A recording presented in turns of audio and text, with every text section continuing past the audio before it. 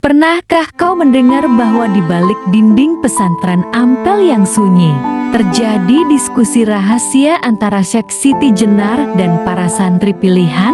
Dialog yang tak hanya mengguncang iman, tetapi membuka gerbang spiritual yang dalam. Siapa yang berani melangkah masuk?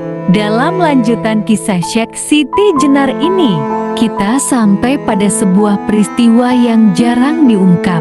Sebuah pertemuan rahasia antara Syekh Jenar dan beberapa santri senior di pesantren Ampel, tempat Sunan Ampel mendidik banyak murid, termasuk calon Wali Songo.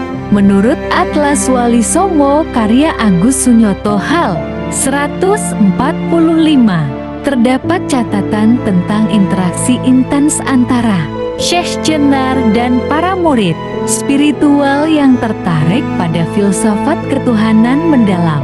Salah satu santri yang disebut adalah Raden Qasim, yang kelak dikenal sebagai Sunan Derajat. Ada pula nama Raden Said yang kelak bergelar Sunan Kalijaga, seorang yang dikenal dekat dengan jalan spiritual alam mistik. Syekh Jenar tak datang sebagai guru resmi, tetapi sebagai pencari kebenaran yang mengusik dogma.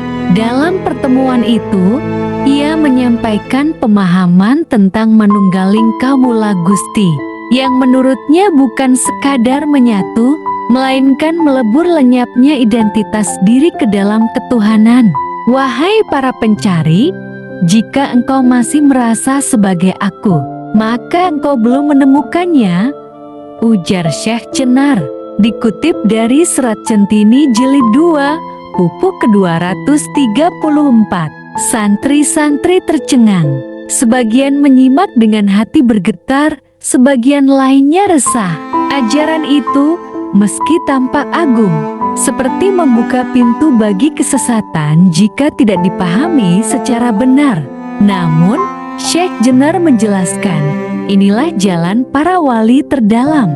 Bukan untuk semua, tapi bagi mereka yang siap mati sebelum mati. Menurut Prof. Dr. Azumar Diazra dalam Islam Substantif hal 88, konsep ini sejatinya bukan bidah, tapi berasal dari ajaran tasawuf falsafi yang berkembang sejak Al-Hallaj dan Ibnu Arabi. Namun, menjadi kontroversi. Pada akhir pertemuan rahasia itu, Syekh Jenar menyampaikan pesan mengejutkan. Sampaikan pada gurumu, aku ingin berdialog, bukan tentang benar dan salah, tapi tentang makna sejati dari menjadi hamba. Pertemuan itu ditutup dengan sujud panjang para santri. Beberapa dari mereka menangis, bukan karena sesat, tapi karena hatinya baru saja disapa oleh sesuatu yang tak bisa dijelaskan dengan kata. Sunan Ampel kemudian mendengar kabar ini.